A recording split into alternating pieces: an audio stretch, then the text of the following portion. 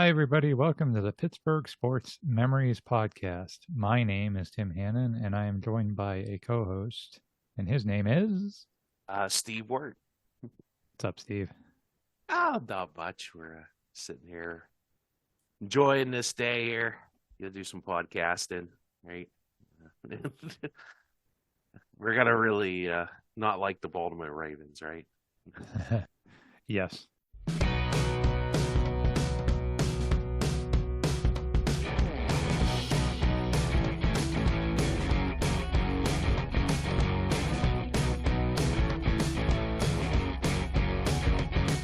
Yep. And in addition to a new episode this week, we also have a big announcement. Oh, what is it? Did we win the lottery? Yeah. Even bigger, even bigger. We have released a book. It's called Pittsburgh versus Baltimore, the unofficial history. And it's a deep dive into the 30-year history of what has become the greatest rivalry in all of pro sports. Steve, is there a better rivalry than this in pro sports? And you're talking like all the sports, huh? Pro sports. Well, yeah, pro sports. Boy, that's a good question. Well, let's see what you got. Yankees, Red Sox, which I can't stand, but it hasn't been competitive the last couple of years. I'd say Baltimore, Pittsburgh's normally consistently competitive, at least. Green Bay, Chicago, but Chicago's been so bad, you know, in the NFL. Trying to think of a hockey rivalry. Bruins, Canadians. It, Yeah, yeah, I guess. I think anything we come up with is going to have like quantity over quality, if that makes sense. Yeah, I mean, because yeah, a lot of these teams have been playing each other, like Chicago and Green Bay. That's the oldest rivalry, isn't it? I think Yeah, they've played more 100 than years. yeah. Yeah, and but like you said, in terms of consistency, I don't think anything really matches Pittsburgh Baltimore. I mean, this has been 30 years now of both those teams almost always being right there competing for the division. Every game matters. It just no matter what set of players comes through, it's just always super intense. And so uh, this came about because I wanted to do an episode on the history of that rivalry, but there's just way too much detail to fit into one episode. And then I thought, well, maybe we can break it into multiple episodes. But like even then, I would have had to leave out a bunch of stories and memorable moments. So finally, I said, hey, let's make it a book. So if you like this podcast and the way we cover Steelers history, we think you'll really love this book. It's a fun way to relive a bunch of great memories. It would also make for a great Christmas gift for that person in your life who is a Steelers fan. Heck, I think the way it is written, it would even make a good gift for a Ravens fan because there's a lot of fun stuff for them to relive in the history of this thing, too. Either way, whether you buy this for yourself or someone else or both, you'll be supporting our little podcast here. There are two versions of the book, which you can find on Amazon. There's a physical copy and an ebook version. The link for that is in the show description. We would also greatly appreciate you sharing that link on social media. Once again, you'll be just doing us a favor supporting our little podcast here. Yeah, that's a great thing, Tim. That's a great thing. Tim is definitely the sole author and contributor to the book, so he's done a great job. Definitely need to check that out. I've read the book, and it's a good read. It's definitely enjoyable. If you enjoy our podcast, you'll definitely enjoy the book. For If sure. not, then still get the book and read it. And the book is split into different eras, but one year in particular was so full of history that there's an entire chapter devoted to it. And that's the 2008 season. And that's also the topic for this episode of the podcast. So let's dive into that season. The events that kind of lay the groundwork for the 2008 season really begin 4 years earlier on the weekend of September 18th and 19th, 2004. That weekend in Baltimore, Ravens defensive back Gary Baxter injures Steelers quarterback Tommy Maddox. And we go into full detail about that in the book. There's some really interesting context, Steve, behind why they called that play, and you can read about that in the book. But the end result is that Ben Roethlisberger gets inserted into the lineup and stays there for the next 18 seasons. So that happened in Baltimore. That same weekend in Pittsburgh, Pitt is playing Nebraska at Heinz Field, and Pitt has a new Well, quarterback that who season. cares about that, Tim? No, not a lot of people did at the time. Yeah, Uh, by the attendance at Heinz Field for yeah, sure. yes, But Tyler Palko was playing quarterback for. yes, yes. Tyler Palko is Pitt's new quarterback, and he's not doing so well against Nebraska. I remember there's some skinny kid on the sideline from New Jersey. Yeah. Yes, yes. So Pitt trails 24-10 late in the third quarter, and the home crowd kind of turns on Palco. They boo him off the field after a drive which saw the offense net -9 yards. Steve, I think you and I were both at this game. Were you part of the boo birds Yes. there? I know I was. I don't know. I never tried the boo too badly because it was it. And they're still kind of young. I don't know. I never really tried to boo my own team. I mean, I might boo maybe the coaching staff. Todd Graham, I definitely left have it, but I never thought Walt Harris deserved to be booed. Well, you're a better man than I am because I was booing. Well, Walt Harris, after that miserable offensive series, he makes a change at quarterback, and here's what that sounded like. And here he is. Here comes Steve Bime, one of our cameramen, picked up the fact that number 15, Joe Flacco, Tyler Flacco, go to the sideline. So, man, it's 1st and 10 for the redshirt freshman from Audubon, New Jersey. So, Brett, the inside skinny on Joe Flacco was he was a pretty good player when he was in high school. In fact, he was a 3-year starter for Audubon, New Jersey, passed for 5,100 yards, and in one game he threw for 471 yards just in one game. And the coaches tell me he has a better arm than Tyler Flacco. I can't believe you found that clip, Tim. I'm impressed. Wow, you really dug into the archives for Joe Flacco. I mean, playing 3 plays at Pitt play. Yeah, yeah. So Joe Flacco, the skinny kid from New Jersey that Steve talked about, he gets to go into the game, and unfortunately for Joe Flacco, like Steve said, he never gets much of a chance. Harris, who was also the offensive coordinator, he calls 2 running plays. Flacco then makes a nifty play with his legs, running for a first down. But then he gets sacked and has a 3rd and 23. So Walt Harris calls for a quick kick. Joe Flacco shows why he wasn't a punter. And that's it. Palco comes back into the game, nearly leads a comeback, then leads Pitt to an unlikely Fiesta Bowl appearance that season. And Joe Flacco realizes he's never going to usurp Palco, so he transfers to the University of Delaware, where he not only gets the opportunity to start, but also sets all kinds of school records in the process. Yeah, see, what happened was Tyler Palco threw those 5 touchdowns against Notre Dame, and that was kind of it for Joe Flacco ever really getting a chance. And then after the season, Harris got left to go to Stanford, fired, whatever you want to call it. And then when Wannstedt came in, he tried to who was the quarterback for USC? Matt Castle. Remember, he stayed at USC for 5 years and only got to start 1 year. Wannstedt wanted Flacco to do that. And Flacco, fair enough to himself, decided he wasn't going to be able to do that. So he transferred to Delaware. And because he went down a level, he could start immediately. And he had a great career at Delaware. They lost to the Appalachian State team that had beaten Michigan that year. And they gave them an okay game. But Flacco looked good. But that Appalachian State team was unbelievably good since they had beaten a Michigan team that went 8-4. It wasn't like a complete joke. So that it was a tough break, but it all worked out for Joe Flacco. He ended up being a 1st-round draft pick.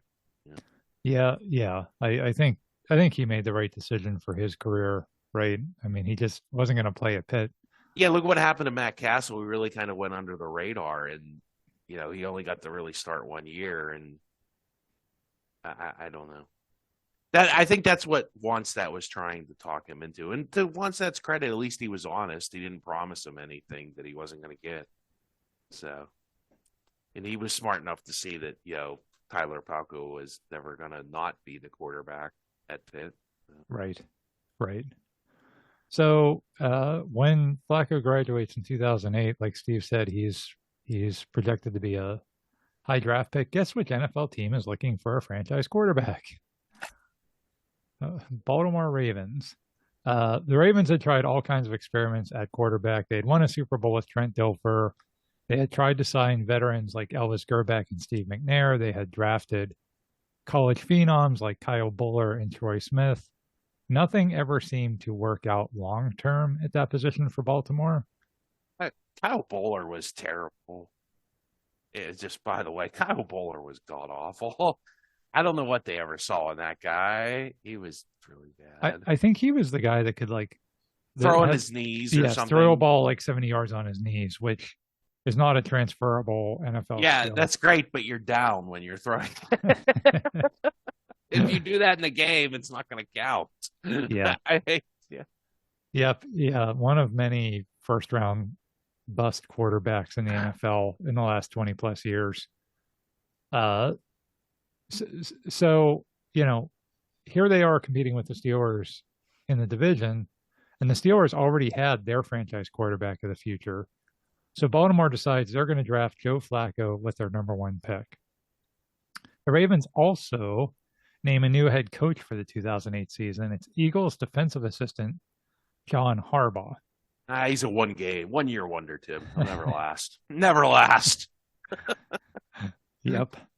He did pretty good. We talk in the book about like the Brian Billick era and all of the kind of the animosity from that era. But the Ravens decided to move on from Billick after a subpar 2007 finish. And Harbaugh, of course, comes from a rich football background. His father, Jack, was a coach. His brother, Jim, was an NFL quarterback who had also played in this rivalry as a member of the Ravens, something you might not remember. But John Harbaugh also had a Pittsburgh connection. He used to be an assistant under Mike Gottfried at Pitt. Wow. So Harbaugh and Flacco, both Pitt guys at one time. And it's funny, one of the things that we get into in the book is how much kind of similarity there is between these two franchises. And if you look at the process to hire Harbaugh, it really does bear a lot of similarities to the process to hire Tomlin the year before that the Steelers had. Because like Tomlin, Harbaugh was kind of an unlikely candidate. He had never been an NFL coordinator. Tomlin had been only for 1 season. But Steve Biscotti, the Ravens owner, and Ozzie Newsome, the general manager, they were impressed by Harbaugh and they decided to make him their guy. It was very similar, Steve, to the Tomlin hire, because it was like, wait, who's this guy?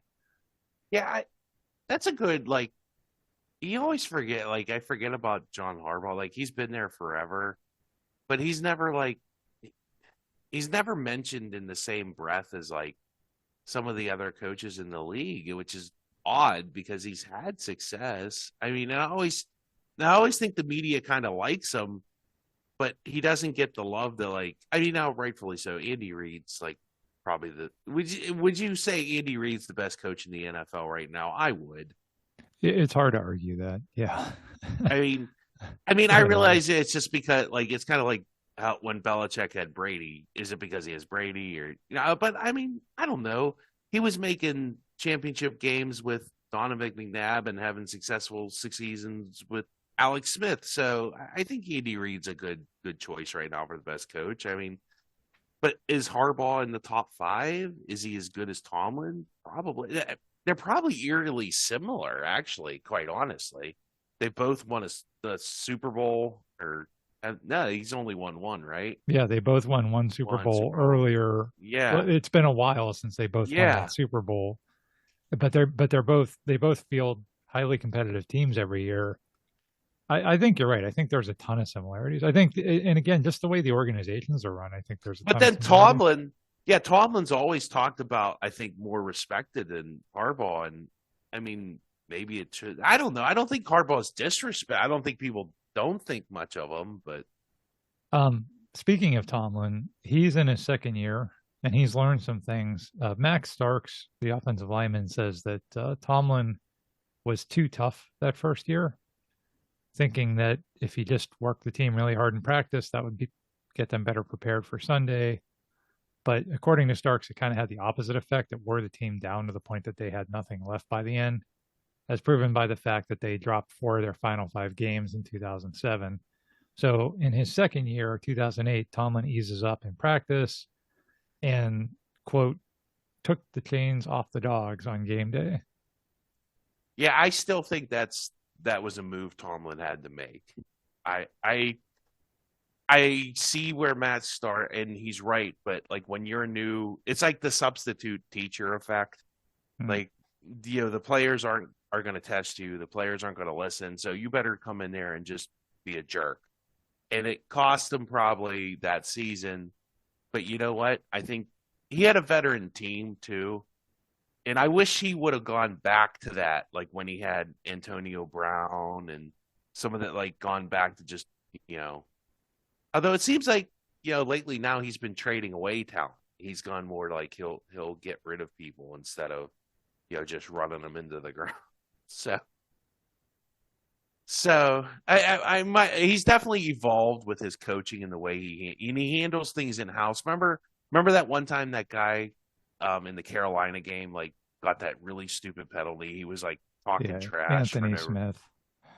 And like he got rid of him.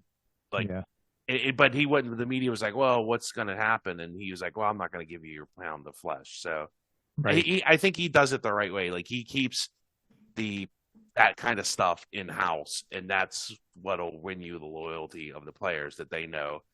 At the same time, they know you're not going to put up with stupid antics, but you're not going to throw them under the bus. You're just gonna, fix it, and they better watch themselves going forward. So. Yeah, that's a very good point about coming in hot, being the young coach, being the new coach of a team that had won the Super Bowl a few years earlier. That probably was the right strategy, and also a good point about we never really know what goes on behind closed doors. Everybody wants to make their assumptions about how they think Tomlin handles the players, but we're not there. None of us see it. So that's just my opinion on how I think, just from my observations, just from that one incident, and I've noticed other with Claypool and Brown, and like when these guys go to other teams, they're total disasters. Right. And he squeezes as much juice out of that, the fruit as he can. And, once he's done with you, he's done with you. So, yep. So the Steelers opened that 2008 season with a big win at home over Houston, but then the offense starts to go cold. They beat Cleveland in week 2, but they only muster 10 points in the process. And then in week 3, Jim Johnson's Philadelphia defense runs all over the Steelers. The Eagles sack Ben 9 times. They force 3 turnovers, and they score a safety in a 15-6 drubbing that really wasn't as close as that score indicated. I mean, that was a blowout. Fun fact, when's the last time the Steelers won in Philadelphia?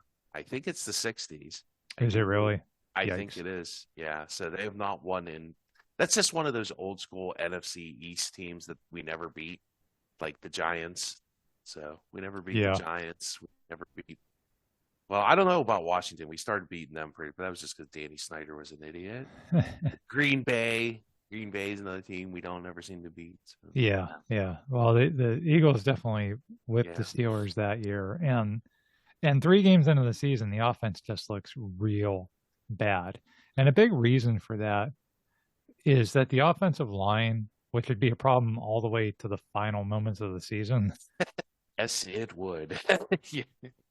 Almost cost us the Super Bowl, literally. Yes. And the reason for that is because they've lost a lot of people. Hall of Famer Alan Faneca had left in free agency. Pro Bowl center Jeff Hardings had retired. And both Marvell Smith and Kendall Simmons suffer significant injuries. Max Starks was still there. He was like the staple left tackle. But the rest of the line is a hodgepodge of guys thrown together. You got Willie Colon at right tackle, Chris Kiamato and Darnell Stapleton at guard, and then veteran free agent Justin Hartwig at center. It was a bad line. I didn't think Chris Kiamato was that bad. Darnell Stapleton was bad, but Kiamato wasn't bad. He had a bad knack for taking ill-timed holding penalties. Yeah. So, Darnell Stapleton was not good. No, I mean, none of these guys were, and like, to be fair, they weren't really supposed to be started. These are all guys that they just kind of threw together to replace guys that were injured or to place guys that had retired or left in free agency. So yeah, the Steelers are 2-1. Offense is looking bad. Baltimore, meanwhile, goes all in with their new rookie quarterback. He scores divisional wins over Pro Bowlers Carson Palmer and Derek Alexander. And then in week 4, the 2-0 Ravens come to Heinz Field for a Monday Night Football game against the 2-1 Steelers. It's a big game. It marks the introduction of the rivalry to both Flacco and Harbaugh. It's also the introduction of the rivalry for Steelers' first-round draft pick, Rashard Mendenhall. Well, I'm ready. Yeah, I'm ready for some football. Yeah. Mendenhall is going to get his first NFL start in place of injured running back Willie Parker. But days before the game, controversy erupts around Mendenhall allegedly sending texts to Ravens running back Ray Rice, boasting that he's going to have a big game. The story soon makes national headlines. Baltimore naturally does not appreciate the fact that some rookie kid is talking trash about them. So Bart Scott and some other guys come out publicly against Mendenhall, and they're kind of like, yeah, we'll see you on the field, rookie. And that really sets the tone for the 2008 edition of Steelers Ravens. This is as bad as what was it? Remember, was it Keenan McCardle calling Greg Lloyd? Yeah. Greg Lloyd. Yeah. By the way, it's Keenan McCardle. Yeah. Number 84 for Jacksonville. Yeah. Just like the Keenan McCardle incident. Yeah. This never happened. Yeah. Well, Greg Lloyd might have been like just imagining it. He's a little not quite right in the head. So.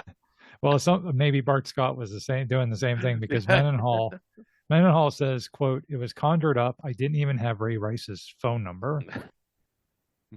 But regardless, the Ravens were ticked off. So the first half of that game once again goes poorly for the Steelers offense. The cobbled together offensive line allows 3 sacks. Ben throws a bad interception. Mendenhall suffers a broken shoulder courtesy of an angry Ray Lewis, which ends his rookie season right there. By the way, that was the bounty. They put a bounty on him. Which was totally illegal, and they got away with it.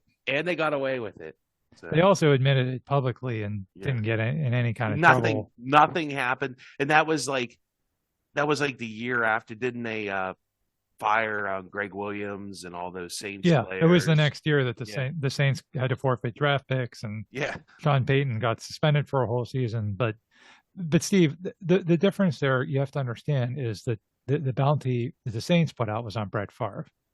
Nobody cares about Rashard Mendenhall or Hines Ward. They're allowed to have bounties on them, but not on Brett Favre. So you have to understand, like, come on, it's Brett Favre. You weren't allowed to do bounties since the Buddy Ryan days. Like, Buddy Ryan started doing that, and they had that, what they call that, the body bag game. Is that the Eagles and the body bag game? Yeah. It was that Eagles Redskins. I can still say Redskins because they were Redskins. That's what the team was called at the time. Yeah, and that's what caused the NFL, because obviously, intent to injure is not part of football. So, and you could technically get arrested for assault, I guess, if you did that. I guess maybe. But yeah, literally, the NFL didn't care because it wasn't Brett Favre. I mean, sorry, I don't know how else to sum that up, because and the Saints never admitted to anything. Like the Saints all categorically denied that they put out any bounties. Yeah, Sean Payton lied to Roger Goodell, and that's why he got suspended. Well, right? Supposedly, right? Again, my point just being the Saints never admitted to anything. The Ravens then went to coach youth football. Isn't there like a Netflix movie by Kevin James, King of Queens guy? Yeah. But Terrell Suggs, literally, you can go listen to the interview where he literally said, "Yeah, we had a bounty out on Hines Ward and Rashard Mendenhall." He said it very publicly. Anyway, like we said, first half going very poorly for the Steelers. Flacco, meanwhile, appears unfazed by the Pittsburgh fans.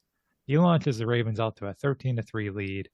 And by the third quarter hits, the crowd boos the offense off the field. Man, that Heinz Field crowd is just very impatient with offenses, apparently.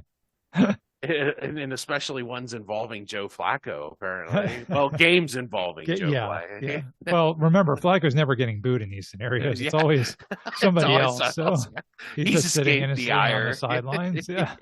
minding his own business. The guy from New Jersey trying to play football. So the Steelers, obviously they need something to break them out of this funk. And who better to do that than the guy we mentioned earlier, number 86, Hines Ward. We talk a lot in the book about Ward because he's a really integral part of this rivalry. And on the next Steelers possession, Ward says or does something that gets under the skin of Ravens linebacker Jarrett Johnson. He unloads on Ward and he gets called for a 15-yard penalty. And Jarrett Johnson was by no means like a hothead player. In fact, he's a very smart and talented 6-year veteran. Steve, guess how many times Johnson has ever been flagged for a personal foul in his 6 NFL seasons before this game? I'm going to say 0. 0.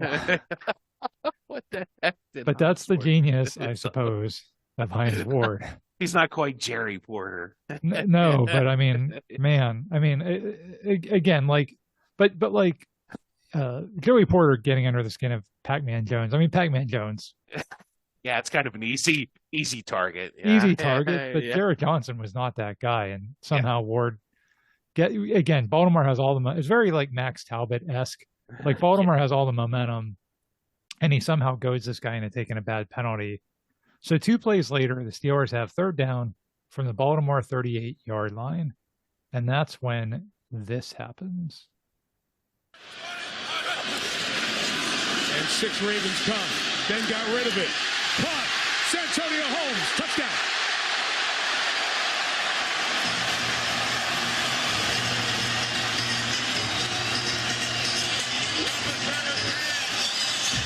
That was a really awesome catch by Santonio Holmes. Like a run after catch really is better than it's a great throw by Ben to hit him, but that's probably a real. I didn't realize how good of a run after the catch that was.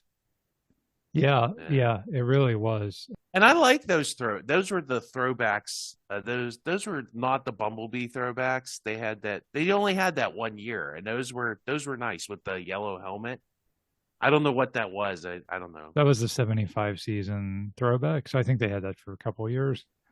Yeah, those are decent. Like I think like Dan Rooney when he ran the team, the late Dan Rooney really hated having to design a 3rd uniform, so he tried to make them as ugly as possible just to screw with the marketing people at the NFL. Like try and sell this crap. And then people still would buy it. It's like the worst. Like the worst, the Bumblebee was the worst, and it's like people would still buy it. It's like, what the heck? Yeah, it worked. So yeah, like you said, Steve, Santonio makes a great play there. Santonio is going to make a trio of huge plays against the Ravens this season. And so the Steelers score a touchdown. You heard everybody's back into the game. The crowd's back into the game. They fire up the Mortal Kombat music after Holmes scores.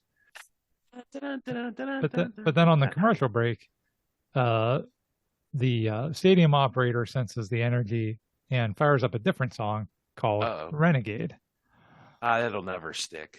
And we actually go into the history of that song in the book. Most people think its origin is that Cleveland playoff game in 2002 where the Steelers made that comeback.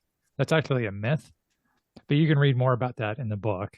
Myth? Yes. What? Yes, no. It was around actually before that. You talk about like a Mandela effect or something. Well, sort of. Yeah, sort of. So, yeah, they play Renegade. The Steelers kick off. And on the Ravens' first play from scrimmage after playing Renegade, this happens. Something's going to happen. Pressure back on Flacco and the Baltimore offense. Snap, ball out, it's live. It's recovered and untouched. Woodley scores.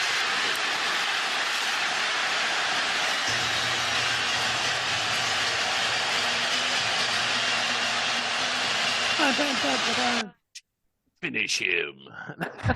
Fight. Johnny Cage. Fight. Raiden. That is a great touchdown song. It is a great touchdown song. Yeah, it's got a lot of energy. What do they play? What do they play down the stadium now? And they actually, believe it or not, they have gone back to the Steelers polka. You're full of crap. No way. That's the touchdown song. No way Yins are playing the Steeler polka. In 2024. And the first time I heard it, I thought that's not going to work. But believe it or not, it actually works. It actually really works. Is it like a modern like version of the Steeler polka? Yeah, I mean, they took out I think they take out like the references to Franco and Rocky and stuff like that, but it's still the same song. So, Nice. Nice. so yeah, 2 touchdowns in 15 seconds completely alters the trajectory, not only of that game, but of the Steelers season. I mean, it was like 10 minutes earlier, Steve, that they were booing the offense off the field. And now all of a sudden they have the lead in 2 plays in 15 seconds. But the game is far from over. Flacco says, "Yeah, so you wouldn't let me throw a pass on this field 4 years ago? Well, watch this." And he leads a 76-yard drive to force overtime. Baltimore wins the overtime coin toss, but Steelers linebacker Lawrence Timmons sacks Flacco to force a punt.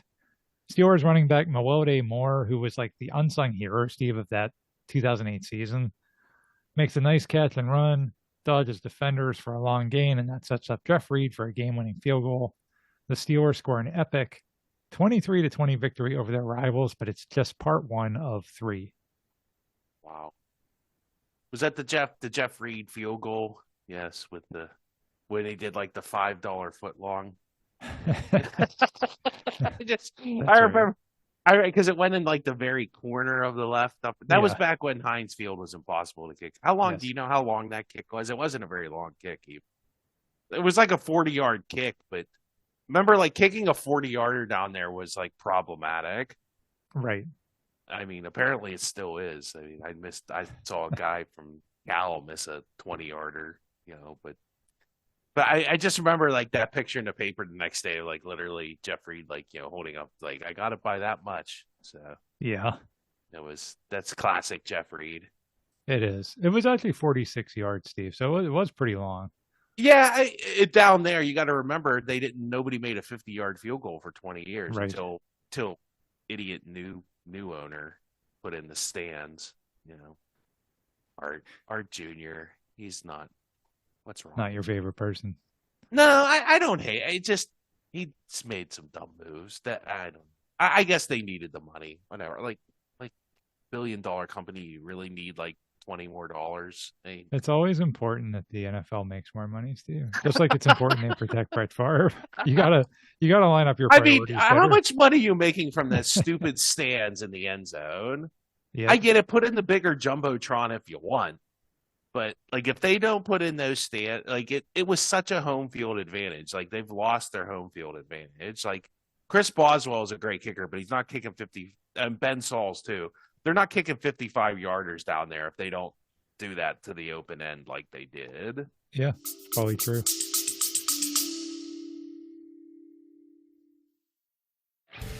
He waits. He throws the pass, and it's intercepted. George Polamalu at the 40, 35, 30.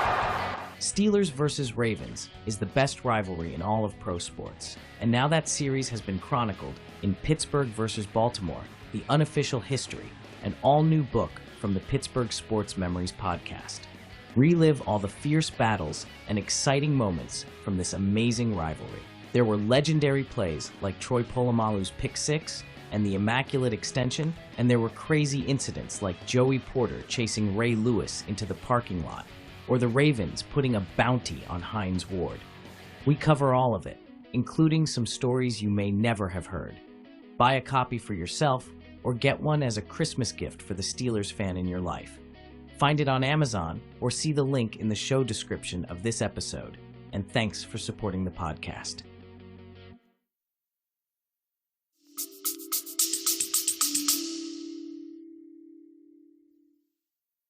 So after that game, both teams go on a roll. The Ravens have a stretch where they win 7 out of 8 games, and they win those games by scoring a bunch of points. They put up 37 against Cleveland, 41 against Houston, 36 against Philadelphia, who the Steelers couldn't score on, and 34 against Cincinnati. And if you remember the Ravens from back then, that was not the way they normally won games. They were all defense all the time, but now they have a franchise quarterback. Flacco earns NFL Rookie of the Year honors and finishes the year with almost 3,000 yards passing.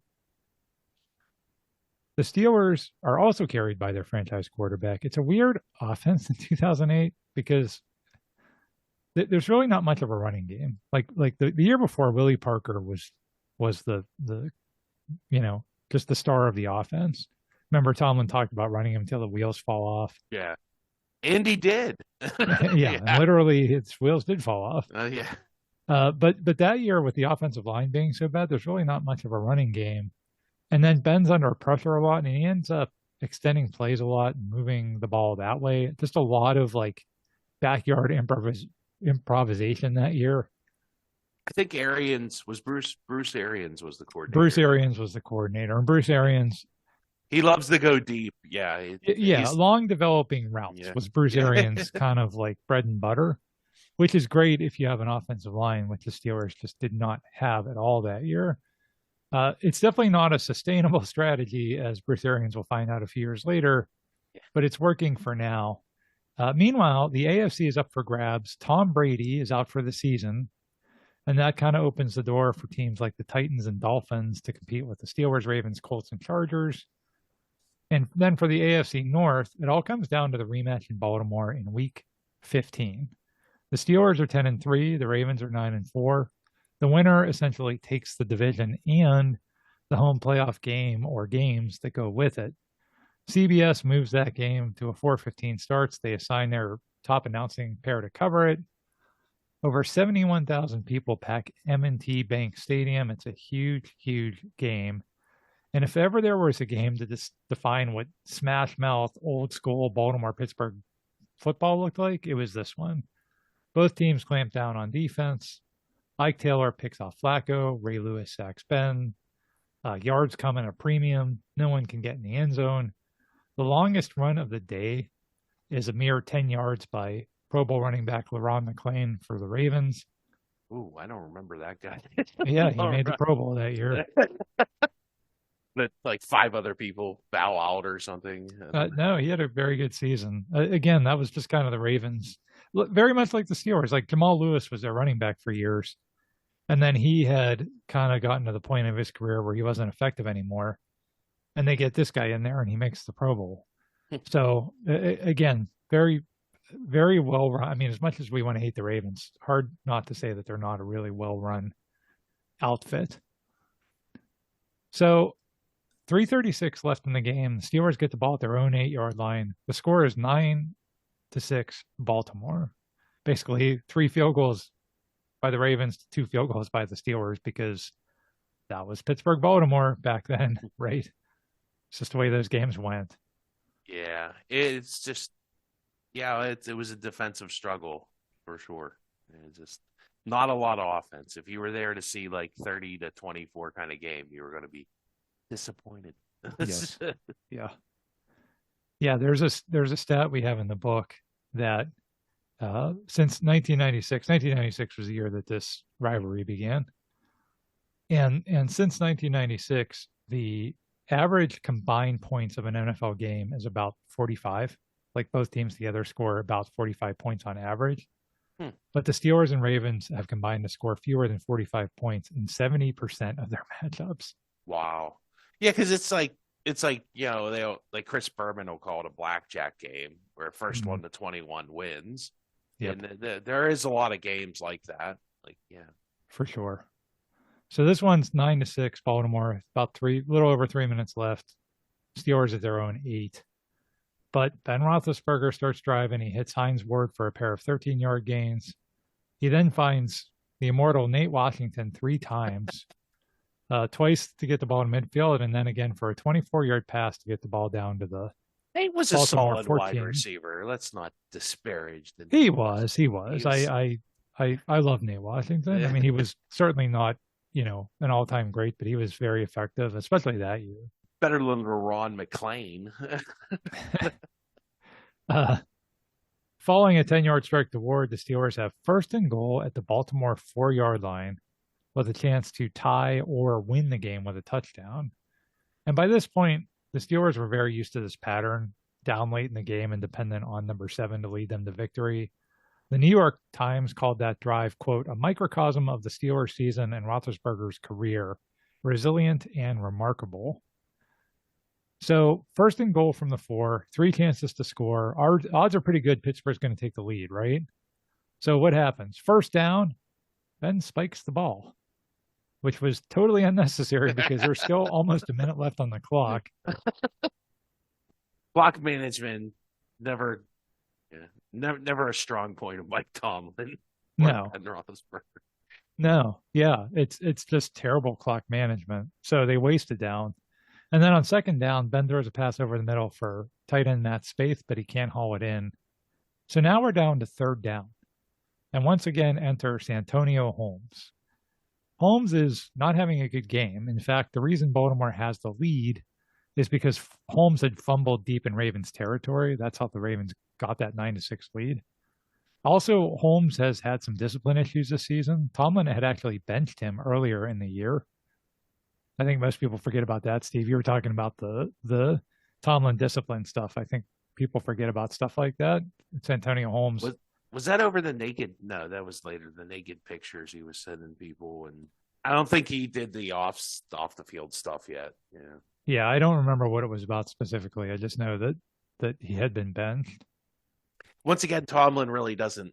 Yeah, you really don't find out why. Like maybe late for meetings or whatever. Sure. Yeah, like you said, he's not going to air that stuff publicly, much to the chagrin of The Steeler media. fans who want to call him out for being soft or whatever. But so Holmes, again, bad game, kind of a rocky season. But on third and goal, Ben looks for Santonio. And here's what that play sounds like, complete with some dramatic NFL Films music.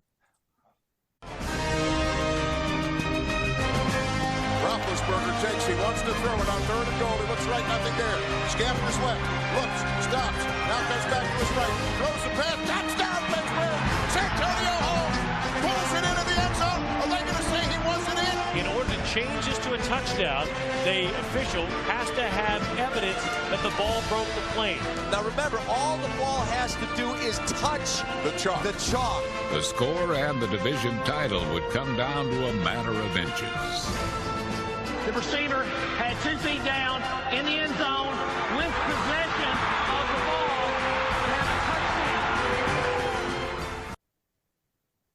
Yeah, I don't know if that was I'll say that till the day I don't know if that was a touchdown or not. That's just so close. I don't know how they determined that was a touchdown.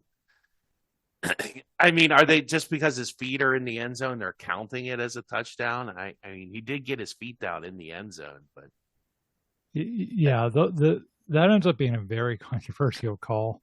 And in the book, we go into some more detail about the history of replay and how it went away and how it came back.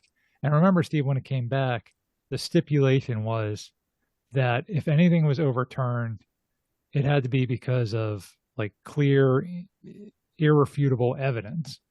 And I don't know that replay, because they originally called it not a touchdown.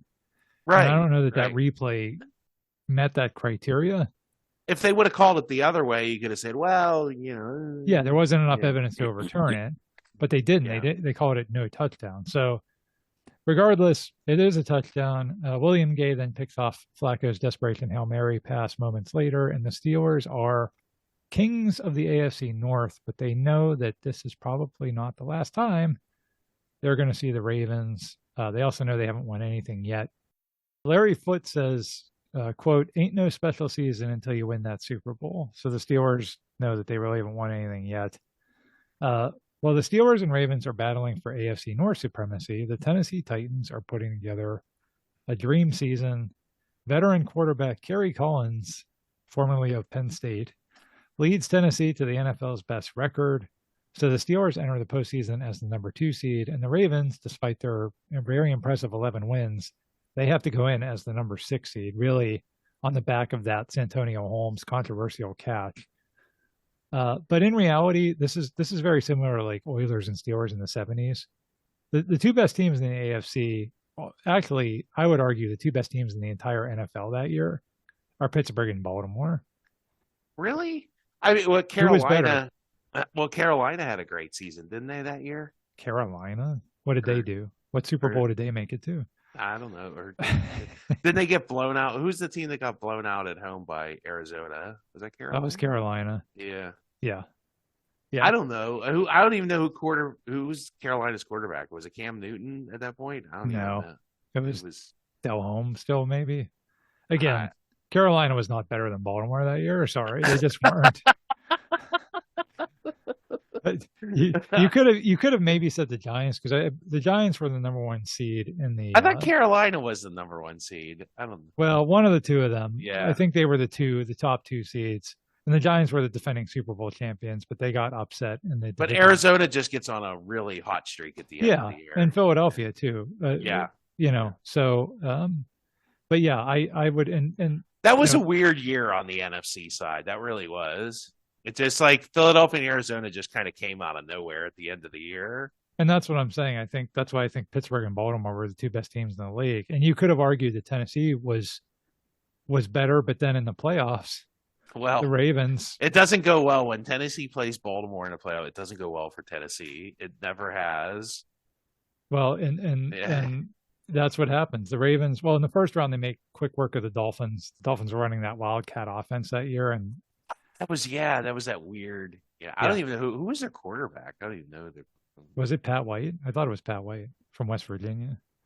I know they had him on the roster, but then they have somebody else. Like it was the running back who really I forget the running back. Yeah, I mean, regardless, Baltimore wipes them out in the first round. Yeah, and that offense had stymied a lot of teams. That's why the Dolphins made the playoffs. And then, like you said, in the divisional round, they shock the Titans in Tennessee. Is it really shocking? I mean, I don't know. Well, yeah, that's true. Again, to the point about Baltimore probably being the one of the two best teams in the league that year. Their defense forces 3 turnovers. And I think what people might forget about that game is that it's ultimately won by Flacco because he leads a very Ben-like last-second drive for the victory. The Ravens needed a last-second drive to win that game, and Flacco, as a rookie, leads them down the field to do that. The Steelers, meanwhile, they have a bye in the first round, then they crush the Chargers in the divisional round. They actually run the ball for a change. Yeah, that was the one game all season where Willie Parker had a huge game. Yeah. And that sets up what everyone in both cities dreamed about. It's Steelers versus Ravens for the AFC Championship at Heinz Field. I think this is the biggest playoff game in Steeler history since the 70s. Yeah, I don't know. I would say that. I mean, because they played all the other ones on the road. You know what I mean, in terms of like hype and build up and what it meant, I mean, to play your biggest rivals. Yeah, there was Cleveland in the playoffs, but that was a wild card game, wasn't it? It was a divisional round. But still, yeah. And it just didn't have the like we said about the quality over quantity. Yeah. Like that one year, Cleveland and Pittsburgh were both really good, but they hadn't really been good together for about 30 years before that. Mm-hmm. So, this one, I that's a good point, Steve. I think this is probably the greatest and most hyped playoff game that the Steelers have had. Yeah, since the 70s. I agree with that. I can't think of one even since that. I mean, no, maybe when Cleveland played us in the COVID year. No, but even that didn't get. There was no fans. So yeah. No, this one was huge. So here's a fun story that I dug up. The Baltimore staff, the coaches and all the front office people, they have to have a pass with a special sticker on it to gain access to the field for the AFC Championship game. So like Heinz Field had set up like, hey, you have to have a pass, and it has to have the sticker, and you have to show it to security, and that's how you get in. And the sticker that the Steelers security opts for was a cartoon laughing jackass. And John Harbaugh refuses to wear the sticker. And he actually has to get honorary captain Tony Siragusa to intimidate the security guard into letting him onto the field.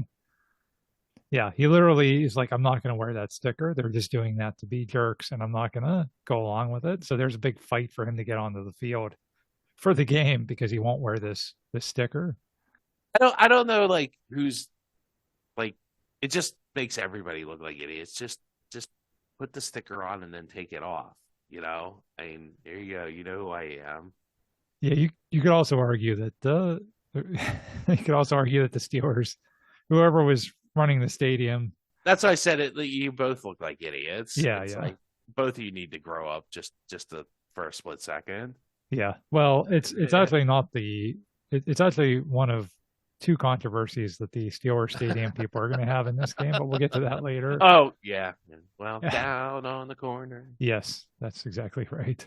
So both teams had gotten to this point on the strengths of their defenses. Both teams have top 3 defenses that season, so you knew it was going to be like a very brutal physical game, and sure enough, it is. Willie Colon says that he locks eyes with Haloti Ngata on the game's first play. And Colon later says that Ngata, quote, just gave me that nod like somebody is going to die today. That was the agreement we made, that we were going to war. We were going to empty the clip on each other, and whoever was able to get off the field was going to be the winner. That's crazy. That's the most insane thing. Wow. Wow, that's intense. That's an intense rivalry. Yeah. I respect that. Ed Reed basically says the same thing. He says the mantra for both teams is, quote, kill or be killed. And Ed Reed says you couldn't play that type of football against the other teams. The Patriots just didn't play that way. The Colts didn't play that way. It was just the Ravens and the Steelers. You always knew what you were going to get. So that's from Ed Reed. The first quarter goes largely Pittsburgh's way. The Steelers have a couple of big plays early. They have a long completion of Ward, a Townsend interception of Flacco, but both plays only result in field goals. Baltimore then has a golden chance at the end of the first quarter when they strip Willie Parker and recover in Steelers territory. But Troy Polamalu makes a leaping tackle over the line of scrimmage to stuff a Flacco sneak on 4th and 1. The next big play of the game comes early in the second quarter. The Steelers have 3rd and long from their own 35-yard line. The Ravens blitz 7 defenders, and the pocket quickly collapses, as it usually did that year. Roethlisberger scrambles to his left, then he tries to cut back to his right, but suddenly finds Ray Lewis right in his face, and he has to throw off his back foot. And here's what happens next. 3rd down and 9. They're bringing everybody. Stepping away from it, Roethlisberger throws off balance, has Holmes. Holmes cuts back middle past Walker. Sidesteps another hit. Miller down there leading the charges. Washington's going to throw a block, and Holmes has taken it in. Touchdown, Pittsburgh.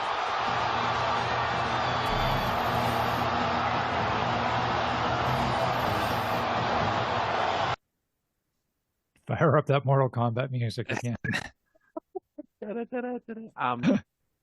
Yeah, there aren't a lot of quarterbacks can make that play in NFL history. There really isn't, and thank God we had one of them. Because sure. A lot of other quarterbacks probably would have been an interception or incompletion or just or a throwaway or a sack, or taking the sack, Yep, and then Holmes makes a great play. It's that play I feel like is always a little bit. You watch that play; it's an amazing play.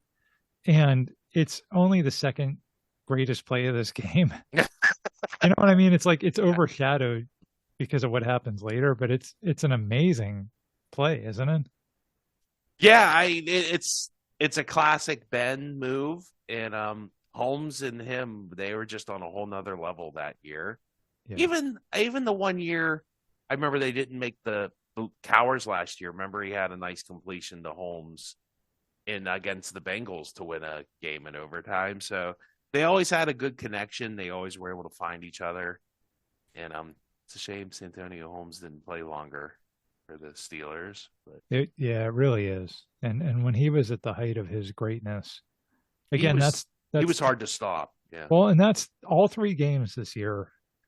Santonio Holmes has made a huge, massive play. Mm-hmm. And then of course we all know what he does a couple weeks later in the Super Bowl. So, I mean, you're right. His career in Pittsburgh was short. It had a very kind of bitter end. But I don't know if anybody had a better single season than Santonio Holmes in 2008. I really don't. So, yeah, at least at wide receiver. Right. So after that touchdown, the Steelers now lead 13-0, but of course it was never going to be that easy. The momentum starts to shift. Chris Kiyomatu, who, as we said, has a knack for taking untimely penalties. He has a costly personal foul, and that forces the Steelers to punt from deep in their own territory. Jim Leonard for Baltimore returns at 45 yards, and a few plays later, Ravens running back Willis McGahee scores a touchdown to cut the lead at 13-7. To make matters worse for the Steelers, Hines Ward suffers an MCL sprain and is lost for the game. So Pittsburgh now needs someone to step up in place of Ward, and they hope that that someone would be rookie Limas Swede. Swede is a 6'4" phenom out of Texas. At one point, he was actually projected to be the first wide receiver taken in the 2008 draft, but his stock fell due to a wrist injury. And the Steelers really thought they had a steal when they nabbed Swede in the second round. And Swede has a slow rookie year. He's only been targeted about 10 times. But here in the biggest game of the season, Swede is going to get his shot at glory. With just 1 minute left to go in the first half, the Steelers have the ball at midfield, and here's what happens. Here's Roethlisberger. He's got a man wide open, and it's dropped for a touchdown. Limas Swede. Swede is still down in the end zone. We know he's suffering from a bruised ego and a little embarrassment after that. But my goodness, that was a perfectly thrown ball. Maybe just a half a yard long, but certainly no. Very catchable. No, it was perfect. Perfect. It was perfect. Bill Sims wasn't having it. He's like, it's perfect. Fans weren't having it either, as you could hear there. That would have like probably put Baltimore away right before the half, 20-7. It would have been 20-7. That would have been blackjack. Hit me. Yeah. Yeah, right. Exactly. Yeah, like you said about the 21 points. The not only does Limas drop the touchdown, he also like feigns an injury, which costs the Steelers their final timeout. Because even if that pass was incomplete, they still had time to maybe at least get in field goal range, and them having to use that final timeout makes it where they don't get any points. Why'd they have to take? I mean, if the clock stops on an incomplete pass, I don't understand why. If there's an injury, the rule is if inside of however much time, if there's an injury on the field, you're charged a timeout. Huh. Even on a stopped clock. Yeah, because you could use that time to huddle and get your play together and all that. You could basically do the stuff that you would normally do during a timeout, right? It's not just stopping the clock. It's all the stuff that would go with taking a timeout. Probably Bill Belichick made them make that rule. Probably. Most things date back to Belichick somehow. But you could hear the fans were really upset about that. And then James Farrier actually says that the Steelers players were pretty upset about that too. So Swede never really recovers from that play, and he's out of football 2 years later. So kind of a crazy back and forth first half, but then the game kind of settles more into like a typical Steelers Ravens format. Jeff Reed kicks a 46-yard field goal to put the Steelers up 16-7, which, like Steve said, was not easy at Heinz Field in those days. And then in the fourth quarter, Flacco leads a touchdown drive to bring the Ravens within 2 points. And after a Suggs sack leads to another Steelers punt, the stage is set for a storybook Baltimore ending. It is. Yeah. Yeah, the rookie quarterback who was shunned by a Pittsburgh football team now has the chance to lead his team to the conference-winning field goal in the game's final moments. Troy Polamalu said later that it would have been, quote, a great story for them. But Troy's going to write his own story. So I remember Dick LeBeau walking out. Isn't he like, okay, we can hold it? Or like he says something like that on the sidelines. Yeah. He was kind of giving him a pep talk. Yeah. I mean, because now and so how appropriate too, right? It all comes down to the defense. We'll talk about after this play. He makes an interesting adjustment. Yeah. We will. Yeah. Let's talk about that because Renegade plays on the loudspeakers again. This is really like the pinnacle drive of the entire rivalry up to this point. And it starts off with Flacco hitting tight end Todd Heap for a 20-yard gain to get the drive started. Todd Heap had been playing for the Ravens since like 1964, I think. Yeah. He was with the old Baltimore Colts. Yeah, seriously. Like I did not remember that Todd Heap was still playing in this game, but he catches a 20-yard pass. And then Ray Rice has a short run. And then this is what Steve was referring to. Steelers defensive coordinator Dick LeBeau calls an unusual play. So James Harrison and Lamar Woodley were the two outside linebackers that year. And LeBeau has them line up on the same side.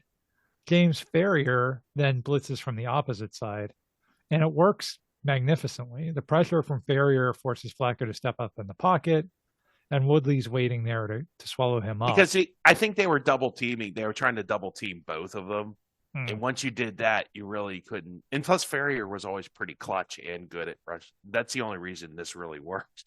Really, Ferrier's kind of the unsung. I never thought about that. Ferrier's kind of the unsung hero of this play. Boy, another big play by James Ferrier. That guy doesn't get enough credit. No, he really doesn't. Yeah. He really doesn't. There were a lot of guys on that defense who won't be in the Hall of Fame one day, who without those guys, Aaron Smith's another one. Yeah, like James Ferrier, we don't win 2 Super Bowls without James Ferrier. Totally agree. Yeah. Yep. So the Ravens now have 3rd and 13 from their own 29-yard line.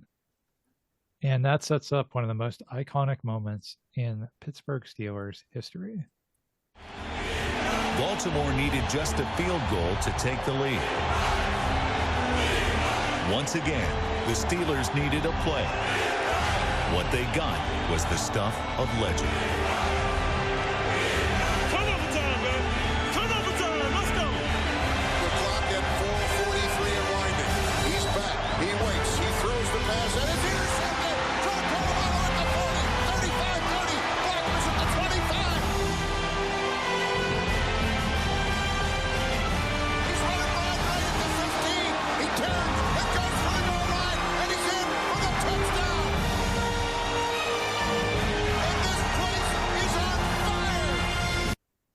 That was like rattling my headset. It was felt like I was there, Tim. Even though I wasn't. I watched it at home. I was excited. I was excited at home. I was there, and I've been going to Steelers games for almost 40 seasons, and I can tell you that I've never experienced a stadium as loud as it was in that exact moment. I've never, not before then, not after then. I've never felt that kind of energy. I was literally jumping into the arms of strangers. Literally, we were leaping into each other's arms, celebrating. What a play. Troy Polamalu with the interception and the return. Again, iconic moment in Steeler history. It's not quite the end of the game. The Ravens are down 23-14, and so, of course, they're going to try to, still muster something in the final minutes, even though it's, very slim chance of doing anything. But McGahee absorbs a violent hit from Ryan Clark, and he coughs up the football. That's probably one of the scariest hits I've ever seen, Steve. I mean, yeah, it's probably one of those things that started the whole concussion thing. Because he spears him with his helmet, and McKay's down for a long time. And normally when a player gets hurt, they just show the logo on the screen, or the screen goes black, and they don't do anything. They don't play any music or anything. So I don't know who was running the scoreboard. I've been to Steeler games, I've been to Pitt games. Normally, if they don't realize that a player is seriously hurt, as soon as they do, they turn everything off. That's pretty much been a general rule I've noticed. But for some reason, they decided to go with they decided to play the Creedence, and they played what is that? Down on the Corner. Down on the Corner. Yeah. I mean, it's an odd choice, but yeah, it's not, like you said, it's an odd choice to play music at all when a guy's because they normally motionless. don't. It's not they always do that. That's just what they do. No, yeah, it's I mean, if it's a somber moment. Yeah, if it's a normal timeout and it's just people milling around, then they'll play the music. But normally, even I've seen times where they start to play the music and they're like, "Oh, wait a minute, somebody's hurt," and they turn it off. I've seen that. Yeah. So, I mean, I don't know. It was definitely talked about. I remember Jim Rome, the national announcer, got really. He really made fun of the Steelers for that. Oh, neck injury, down on the corner. He did that a whole bit on that. They were ridiculed nationally and embarrassed, and so yeah, Rooney's definitely kind of were embarrassed by that. Yeah, it was it was definitely a little bit of an embarrassing moment. I think it kind of got lost to time just because the Steelers are going to the Super Bowl. It's like, okay, bad decision. They shouldn't have done that. Anyway, let's talk about the Super Bowl. So, what a great team. Yeah. I mean, and what a great play. And I think that's Harrison actually gets some late pressure on Flacco to force that. He throw. did. Yeah. Flacco's actually getting hit as he threw that. But Paul Mo makes a great interception, too. It's just a great play all around. It really wasn't Flacco's fault. And maybe it gets completed if Polamalu isn't as good as he is, maybe, Yes. Yeah, very true. But I mean, it was a great idea. Dick LeBeau, that's why Dick LeBeau's in the Hall of Fame. Right. Yep. So the Steelers prevail. They, of course, then go on to win the Super Bowl 2 weeks later in dramatic fashion. The 2008 season is epic because of the level that both teams were at that point. Like I said, I think they were the two best teams in the entire league. And it also kind of marks a turning point in that rivalry because up until that point, Steve, I think the series between the Steelers and Ravens was marked by a lot of negativity, which we cover in the book. Like those early years with like the 2001 kind of era with Joey Porter and Ray Lewis and those guys, Saragusa, there was a lot more like animosity and anger. And I think by this point in 2008, it was kind of becoming harder to not at least sort of begrudgingly respect each other. And in that championship game, I mean, Baltimore played their absolute guts out that night. Yeah. And played pretty well. Played very well with a rookie quarterback too. And remember back in the 90s when they used to say like Dallas and San Francisco in the championship game was the real Super Bowl. This was the real Super Bowl. It really was. I mean, and no disrespect to the Cardinals who came incredibly close to winning the Super Bowl, but that was the real Super Bowl. Those were the two best teams. And Derek Mason, the wide receiver for the Ravens, he congratulates Tomlin after the game, and they get a soundbite of that in NFL Films. And Tomlin kind of sums up the state of the rivalry in one sentence that he says to Mason. He says, quote, "You all bring out the best in us." Yeah. No, that's good. That's what a rivalry should be. That's what healthy competition should be, Yeah. And when the Ravens win the Super Bowl 4 years later, Ed Reed actually credits the Steelers because he says he actually goes to Tampa for that Super Bowl between the Steelers and Cardinals because he wanted to watch it. And he said when he sat there and watched the Steelers win the Super Bowl, he's like, hey, we can do this too. Like we could win this thing too. If the Steelers can do it, we can do it. And he actually says that years later that really helped the Ravens, kind of believe in themselves. So after the season, both teams make it clear that while they hated each other on the field, that's where it ended. Ray Lewis tells Mendenhall that he had no intent to injure him and he had been praying for his recovery. Ryan Clark runs into McGahee and asks him out for a drink. And Ike Taylor said that although he hated the Ravens with a passion, after the game, everyone was, quote, cool with each other. Ryan Clark was later asked, hey, you and Wilson McGahee went out for drinks. Did you guys talk about that hit? And Clark says, quote, no, there was nothing to talk about. We both understand what this rivalry is about. McGahee probably doesn't remember it, quite honestly. Yeah, I talk about a guy that, like, he's not going to have... I always feel bad for it because I always liked Willis McGahee at Miami. I remember how good he was in college, and he's had so many horrific injuries.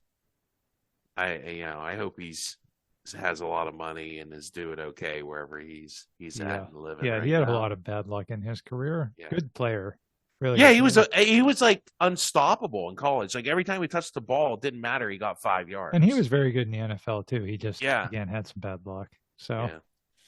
So 2008, of course, is by no means the end of the rivalry. A lot happens after this. And to read about that, get the book. So that's it for this episode. Thank you, everybody, for tuning in. Like we said, we would really appreciate it if you checked out this book. You can also connect with us on social media, on Facebook. You can also check out our website. All those links are in the show description. Thanks again, and we will catch you next time.